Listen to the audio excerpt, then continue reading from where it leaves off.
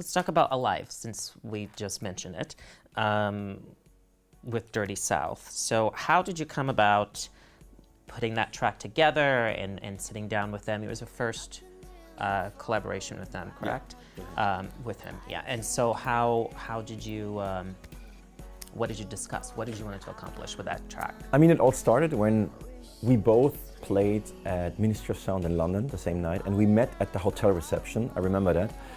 And at that time, I hadn't met him before.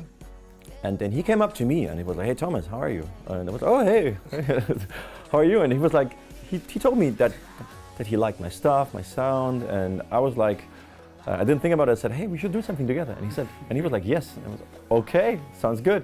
So we got into that conversation, and after the night, we stayed in touch, and then he sent me that vocal.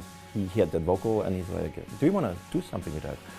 And I said, "Yeah, sure." And I put together a chord progression, which was at the end the chord progression of the track we did, and I sent that to him. So it was a very rough layout, the vocal and the chord progression. And he said, "Okay, let's do that. Let's work on that. And you can come to my studio in LA." And I was traveling anyway, and I was in the States, so I booked myself into like a hotel for a couple of days in LA, and then we went to the studio for 3 days and nights. Like we did like, I don't know, 15-hour sessions, like just making music, and it was great. It was a great experience to see how he works, how quick he was.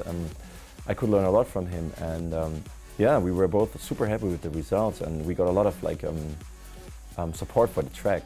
It was a great thing to do, and I mean, I was and I'm still admiring what Dirty South is doing. He's a great producer, and he's a real producer. He's a musician.